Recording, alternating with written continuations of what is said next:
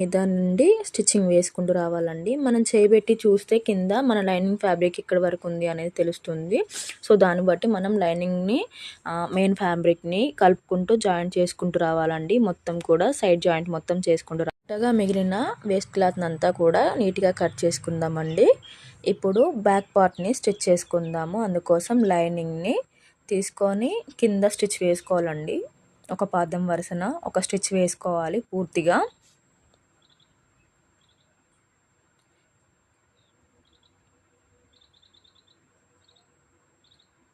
ఇలా వేసేసుకున్న తర్వాత ఇప్పుడు మెయిన్ ఫ్యాబ్రిక్ కూడా తీసుకొని ఆ మెయిన్ ఫ్యాబ్రిక్ని లైనింగ్ని కూడా పూర్తిగా నెక్ చుట్టూరా నీట్గా వచ్చేలాగా జాయిన్ చేసుకోవాలండి. ఓకే, ఇప్పుడు జాయిన్ చేసుకొని మన టాప్కి ఉన్న వేస్ట్ క్లాత్ అంతా కూడా నీట్గా కట్ చేసుకోవాలండి. ఇలాగా కట్ చేసుకొని నీట్గా టక్స్ ఇచ్చేసుకోవాలండి. ఇప్పుడు టక్స్ ఇచ్చేసుకొని లైనింగ్ ఫ్యాబ్రిక్ అనేది వెనక్కి తిప్పుకోవాలి. మెయిన్ ఫ్యాబ్రిక్ని ముందుకు పరుచుకోవాలి. ఇలా నెక్కి దగ్గరగా ఒక స్టిచ్ వేసుకోవాలండి. ఇలా వేసుకోవాలి. ఇంతకు ముందుకు వీడియోలో చూపించాను కదా, సేమ్ అలాగే వేసుకోవాలి.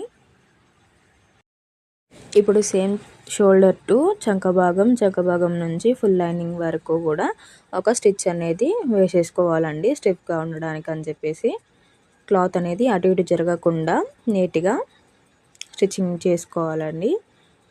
నీట్గా కుట్టు వేసుకోవాలి. ఇలాగా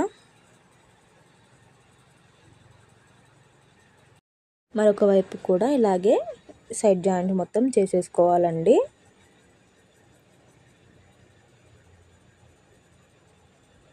ఇప్పుడు వెనక భాగం ముందు భాగం కూడా తీసుకోవాలి. తీసుకొని మెయిన్ ఫ్యాబ్రిక్ అనేది ఎదురెదురుగా ఉండేలాగా చూసుకోవాలి.